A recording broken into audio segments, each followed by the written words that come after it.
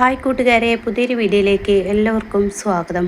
അങ്ങനെ ഗൗതം നിധിയെ ഇങ്ങനെ കെട്ടിപ്പിടിക്കാനിട്ടാ. അങ്ങനെ അവർക്കിടയിലുള്ള ആ വഴക്ക് അവർ പ്രണയത്തിലോട്ടായി തുടങ്ങിയിട്ടോ. എന്നാൽ ഈ സമയം നിധിയാണെങ്കിലോ ഗൗതമിന് വലിയൊരു സദ്യ തന്നെ ഒരുക്കിയിരിക്കുന്നു. അങ്ങനെ നിധി ഗൗതമിന് ഭക്ഷണം വിളമ്പി കൊടുക്കാനിട്ടോ. അപ്പോഴേക്കും അവിടെ എല്ലാവരും എത്താണ്. പാറുവും വസന്തനും മാത്രമേ ഉണ്ടാവില്ല കേട്ടോ. അങ്ങനെ യാമിനി പറയാണ്, ആഹാ എന്തൊരു സ്നേഹമാണ് ഈ ചേച്ചിക്ക്, ഗൗതമേട്ടന് എന്തുമാത്രം വിഭവമാണ് ഒരുക്കിയിരിക്കുന്നത് എന്ന് പറയുമ്പോൾ ശരിയാണ് നീ പറഞ്ഞത് എന്ന് പ്രണവും പറയാണ് കേട്ടോ. അങ്ങനെ അവിടെ ഗൗതമിൻ്റെ അച്ഛൻ അതായത് ഗോപി പറയാണ്, എനിക്ക് നിൻ്റെ അമ്മ പോലും ഇത്ര വിഭവം സമൃദ്ധമായി സദ്യ ഒരുക്കിയിട്ടില്ല, എന്തൊരു സ്നേഹമാണ് നിധിക്ക് എന്നിങ്ങനെ നിധിയെ പുകഴ്ത്തി പറയുമ്പോൾ യാമിനി പറയാണ്, അമ്മയില്ലാത്ത തരം നോക്കിയിട്ട് അച്ഛൻ ഇനി ഇപ്പോൾ ഇങ്ങനെ പുകഴ്ത്തി പറയേണ്ട, അമ്മ കേട്ടാൽ അത് പ്രശ്നമാവും, ഇതുവരെ അമ്മ നോക്കിയത് ഒന്നുമല്ല എന്ന് അറിഞ്ഞു കഴിഞ്ഞാൽ അമ്മയുടെ സ്വഭാവം മാറുമെന്ന് പറയാൻ കേട്ടോ. അങ്ങനെ ഇതൊക്കെ കേൾക്കുമ്പോൾ അയ്യോ ഞാൻ പറഞ്ഞില്ല എന്ന് പറഞ്ഞ് തിരിച്ചെടുക്കുകയാണ്. അങ്ങനെ എല്ലാവരും ഭക്ഷണത്തിൻ്റെ ടേസ്റ്റുകൾ ഇങ്ങനെ പറയാണ്.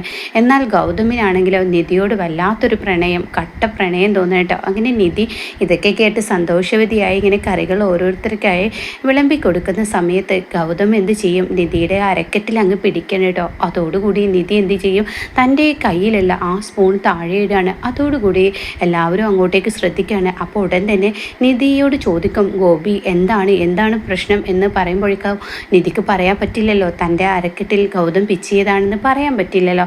അപ്പോൾ ഉടൻ തന്നെ നിധി എന്ത് പറയുമെന്ന് അറിയാൻ വേണ്ടി ഗൗതം ഇങ്ങനെ നോക്കിക്കൊണ്ടിരിക്കുകയാണ് കേട്ടോ. അപ്പോൾ ആ സമയം നിധി പറയാണ്, അതെ ഒരു പല്ലി ഈ വഴിയുണ്ട്, വീണതാണ്. എവിടെ പല്ലി, ഞങ്ങളാരും കണ്ടില്ലല്ലോ. അപ്പോൾ യാമിനിക്കും പ്രണവിനൊക്കെ മനസ്സിലായിട്ടോ. എന്നാലും അങ്ങനെ തന്നെ അങ്ങ് പറയാണ്. അപ്പോഴേക്കും ഗൗതം പറയാം, ആ പല്ലി ആ വഴി പോകുന്നത് ഞാൻ കണ്ടു എന്ന് പറയാണ് കേട്ടോ. അങ്ങനെ നിധി എന്താണ് നിങ്ങളെ കാട്ടുന്നത് എന്ന ഭാവത്തിൽ ഇങ്ങനെ ഗൗതമിനെ നോക്കുകയാണ് കേട്ടോ. അപ്പോഴായിരിക്കും ഗൗതമിന് ഒരു ഫോൺ കോൾ വരുന്നത്. തൻ്റെ ഓഫീസിൽ നിന്ന് സ്റ്റാഫായിരിക്കും. അവൾ ചോദിക്കുകയാണ്, ഗൗതം സാർ ഇന്ന് ഓഫീസിലോട്ട് വരുന്നുവോ, അർജൻറ്റായിട്ട് കുറച്ച് ഫയൽ ഒപ്പിടാണ്ട് ഞാൻ വീട്ടിലോട്ട് എത്തിക്കട്ടെ എന്ന് ഗൗതമിനോട് ചോദിക്കുമ്പോൾ ഗൗതം പറയണേ, ഏയ് അത് വേണ്ട, ഞാൻ ഓഫീസിൽ തന്നെ വന്നോളാം. അപ്പോഴേക്കും ഗോപി അതിൽ കയറി സംസാരിക്കുകയാണ്, അത് വേണ്ട, നീ ഓഫീസിലോട്ട് പോകണ്ട, നീ ഇവിടെ ഇരുന്നാൽ മതി എന്ന് പറയണ്ട. അപ്പോൾ ഗൗതം അത് പറ്റില്ല, അർജൻറ്റായി എനിക്ക് എത്തേണ്ട കാര്യങ്ങളുണ്ട് അവിടെ, അപ്പോൾ ഞാൻ പോയിക്കോളാം എന്ന് പറയാം കേട്ടോ. അപ്പോൾ ഇതൊക്കെ കേട്ട് നിധി ഇങ്ങനെ നിൽക്കുന്നുണ്ട്. അപ്പോഴേക്കും ഗൗതം പറയാണ്, ഞാൻ തീർച്ചയായും വരാമെന്ന് പറയണേ. അങ്ങനെ ഗൗതം ഫോൺ കട്ട് ചെയ്യുമ്പോൾ ഗോപി പറയണേ, നീ ഓഫീസിൽ പോണ്ട, ഞാൻ കൈകാര്യം ചെയ്തോളാം, നീ നിധിയുടെ അടുത്ത് നിൽക്കുകയെന്ന് പറയാം കേട്ടോ. എന്നാൽ ഗോപി അത് പറഞ്ഞ ഉടനെ നിധി പറയാണ്, അത് വേണ്ട, ഗൗതം സാറിന് ബിസിനസ് കഴിഞ്ഞിട്ടേ എന്തുമുള്ളൂ, അതുകൊണ്ട് അവർക്ക് അവരുടെ ബിസിനസ്സിന് ഏറ്റവും വലിയ പ്രാധാന്യം കൊടുക്കുന്നത്. അപ്പം അങ്കിൾ അവർ പോയിക്കോട്ടെ എന്ന് പറയാം കേട്ടോ. അപ്പോൾ ഇത് കേൾക്കുന്ന ഗൗതം, എന്നാൽ ശരി ഞാൻ പോട്ടെ എന്ന് പറഞ്ഞ് കൈ കഴുകുമ്പോൾ അവിടെ കൈ തുടക്കുന്ന ടവലില്ല കേട്ടോ. അപ്പോൾ ഉടൻ തന്നെ ഗൗതം പറയാം, ഇവിടെ ഇരിക്കുന്ന ടവൽ എവിടെ പോയി എന്ന് ചോദിക്കുമ്പോൾ നിധി തൻ്റെ സാരിത്തും അങ്ങ് കൊടുക്കണം കേട്ടോ. അപ്പോൾ അത് കൊടുക്കുമ്പോൾ ഗൗതം നിധിയെ ഒരു കള്ള നോട്ടത്തോടു കൂടി തൻ്റെ ചുണ്ടൊക്കെ ഇങ്ങനെ തുടക്കുകയാണ് കേട്ടോ. പിന്നീട് ഗൗതം എന്നാൽ ശരി ഞാൻ ഇറങ്ങട്ടെ ഓഫീസിലോട്ട് എന്ന് പറയുമ്പോൾ നിധി പറയുകയാണ്, നിങ്ങളെല്ലാവരും കഴിക്കൂട്ടോ, ഞാനിപ്പോൾ വരാമെന്ന് പറഞ്ഞ് അങ്ങ് പോവുകയാണ് കേട്ടോ. അങ്ങനെ ഗൗതമിനെ യാത്രയാക്കാൻ നിധി ഒപ്പം പോവുകയാണ്. അങ്ങനെ നിധി പിറകെയുണ്ട്. അങ്ങനെ ഗൗതം തൻ്റെ വണ്ടിയുടെ ഡോറ് തുറക്കുമ്പോൾ നിധി ഉമ്മറത്തോട്ട് ഇങ്ങനെ നോക്കി നിൽക്കണം കേട്ടോ. എന്നാൽ ഗൗതമാണെങ്കിലോ നിധിയെ പെട്ടെന്ന് അങ്ങ് നോക്കി കവിളിൽ ഒരൊറ്റ ചുംബനം അങ്ങ് നൽകാൻ കേട്ടോ. ഇതോടുകൂടി നിധി അങ്ങ് ഞെട്ടിപ്പോവാണ്. ഇതെന്താ ഗൗതം സാർ എന്ന് പറയുമ്പോൾ, ഇതെന്താന്ന് ഞാൻ പറയണോ, ഇത് ഇരിക്കട്ടെ, എന്തോ നിന്നോട് വല്ലാത്തൊരു പ്രണയം, നിന്നോട് അടങ്ങാത്ത സ്നേഹം എനിക്ക് തോന്നുന്നു എന്ന് പറയുമ്പോൾ നിധിക്ക് നാണം വരികയാണ് കേട്ടോ. അപ്പോഴായിരിക്കും വസുന്ധരയുടെ കാർ ഉമ്മറത്ത് വന്ന് നിൽക്കുന്നത്. അങ്ങനെ വസുന്ധരയെ കാണുമ്പോൾ ഇവർ രണ്ടുപേരും മാറുകയാണ് കേട്ടോ. അങ്ങനെ വസുന്ധര, ഗൗതം മോനെ നീ എങ്ങോട്ടാണ് പോകുന്നത്, ഞാൻ ഓഫീസിലോട്ടാ, എന്നാൽ ശരി നീ പോയിക്കോളൂ എന്ന് പറഞ്ഞ് വസുന്ധര അങ്ങ് കയറിപ്പോയിട്ടോ. പിന്നീട് നിധി ഗൗതം തന്ന ആ ഉമ്മ ഇങ്ങനെ കവിളിൽ തൊട്ട് ഇങ്ങനെ നോക്കിക്കൊണ്ടിരിക്കുകയാണ് കേട്ടോ. പിന്നീട് ഗൗതം ഓഫീസിലെത്താണ്. ഓഫീസിലെത്തിയതിനു ശേഷം സ്റ്റാഫ് കുറേ ഫയലുകൾ കൊടുന്നു കൊടുക്കുകയാണ്. അപ്പോഴായിരിക്കും നിധിക്ക് യാതൊരുവിധ സമാധാനവും കിട്ടുന്നില്ല, ഗൗതമിനെ വിളിക്കാഞ്ഞിട്ട്. അങ്ങനെ തൻ്റെ നെഞ്ചിങ്ങനെ ഇടിപ്പ് തുടങ്ങുകയാണ്. അങ്ങനെ നിധി ഗൗതമിനെ വിളിക്കുകയാണ്.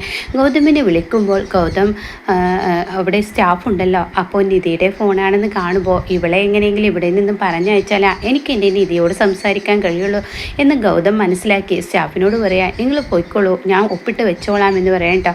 അങ്ങനെ ഈ നിധിയുടെ ഫോൺ അങ്ങ് എടുക്കുമ്പോൾ പിന്നീട് ഗൗതം തൻ്റെ മുന്നിൽ ഫയലാണ് ഇരിക്കുന്ന ആ ഓർമ്മയില്ല. അങ്ങനെ നിധി, ഹലോ എന്താടോ നീ വിളിച്ചത് എന്ന് പറയുമ്പോൾ, അതോ എന്തോ സാർ ഇവിടെ നിന്നും ഇറങ്ങിയതിന് ശേഷം എനിക്കെന്തോ വല്ലാത്തൊരു മനസ്സിനൊരു ഫീലിങ്, സാറിനോട് സംസാരിക്കണമെന്നൊരു തോന്നൽ എന്തോ എൻ്റെ മനസ്സിനെ വല്ലാതെ ചാഞ്ചാടിപ്പിക്കുന്നു എന്ന് പറഞ്ഞ ഉടനെ തന്നെ ഗൗതം പറയാണ്, അത് എനിക്കുണ്ടോ, തനിക്ക് മാത്രമല്ലടോ എനിക്കുണ്ട് എന്ന് പറയാൻ കേട്ടോ. അങ്ങനെ അവർ തമ്മിലുള്ള എന്തൊക്കെയോ ഒരു സംസാരങ്ങൾ, അത് നമുക്ക് വ്യക്തമല്ല. അങ്ങനെ അവർ തമ്മിലിങ്ങനെ ഓരോ സംസാരങ്ങൾ ഇങ്ങനെ സംസാരിക്കുമ്പോൾ ഇവരുടെ രണ്ട് പേരുടെ കയ്യിലും ഒരു പേനയും പേപ്പറും ഉണ്ട് കേട്ടോ. ഗൗതമാണെങ്കിലും ഫയലിൻ്റെ മുന്നിലാണ് ഇരിക്കുന്നത്. അങ്ങനെ നിധി എഴുതുന്നു ഗൗതം എന്ന്, എന്നാൽ ഗൗതം ഇപ്പുറത്ത് എഴുതുന്നു നിധി എന്ന്. പിന്നീട് ഒരു ഹാർട്ടിൻ്റെ സിമ്പലും ചിഹ്നവും അങ്ങനെയുള്ള ഇതൊക്കെ ഇങ്ങനെ വരച്ചു കൂട്ടാണ് കേട്ടോ. അങ്ങനെ ഗൗതം വരക്കുന്നത് പോലെ തന്നെ നിധി ഇപ്പുറത്തിരുന്ന് വരക്കുന്നു കേട്ടോ. അതായത് ഗൗതമിനോടുള്ള പ്രണയ നിധി ആ പേപ്പറിൽ വരച്ചെടുക്കുന്നു. എന്നാൽ ഗൗതമാണെങ്കിലോ തൻ്റെ ഫയലിൽ നിധിയോടുള്ള ആ പ്രണയം വരച്ചെടുക്കുന്നു. നിധി ഗൗതം എന്നൊക്കെ എഴുതിയിട്ടാണ് ഗൗതം ഈ ഫയലിൽ ഈ പേപ്പറുകൾ വരക്കുന്നു കേട്ടോ.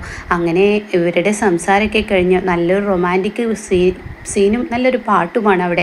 അതൊക്കെ കഴിഞ്ഞതിന് ശേഷം ലാസ്റ്റ് എന്നാൽ ശരി നിധി ഞാൻ വെച്ചോട്ടെ എന്ന് പറയുമ്പോൾ ഗൗതമിനോട് നിധി പറയാണ്, അതെ നിങ്ങളിന്ന് വരുമ്പോൾ മുല്ലപ്പൂ അൽവൊന്നും മേടിച്ച് കൊണ്ടുവരരുത് കേട്ടോ. നീ പറഞ്ഞതിൻ്റെ അർത്ഥം എനിക്ക് മനസ്സിലായില്ല. എല്ലാവരും മേടിച്ച് കൊണ്ടുവരാനാണ് പറയുന്നത്, എന്നാൽ നീ മേടിച്ച് കൊണ്ടുവരരുതെന്ന്. അത് പറഞ്ഞാൽ അതിൻ്റെ അർത്ഥം എന്താ, എനിക്കൊന്ന് വ്യക്തമാക്കി തരുമോ? അതിൻ്റെ അർത്ഥം കൊണ്ടുവരരുത് എന്ന് പറയാൻ കേട്ടോ. അങ്ങനെ ഗൗതം ആലോചിക്കുകയാണ്, എന്താണിപ്പോൾ അവൾ അങ്ങനെ പറഞ്ഞത്, കൊണ്ടുവരരുതെന്നോ?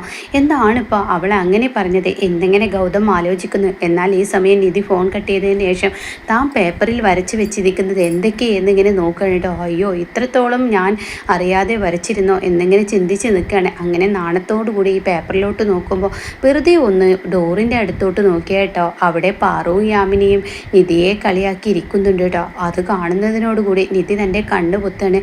അയ്യോ ഞാൻ ഇവരുടെ മുന്നിൽ ആണല്ലോ ഇത്രയും നേരം സംസാരിച്ച്, എന്ത് അബദ്ധമാണ് താൻ കാട്ടിയത് എന്ന ഭാവത്തിൽ ഇങ്ങനെ നിധി തലതാഴ്ത്തിയിരിക്കുമ്പോൾ അവിടെ നിന്നും പാറു യാമിനി നടക്കട്ടെ ഇപ്പോൾ ഞങ്ങളുടെ ആവശ്യമൊന്നും ഇല്ലാതായില്ലേ എന്ന് പറഞ്ഞ് അവരങ്ങ് പോവാണ് കേട്ടോ.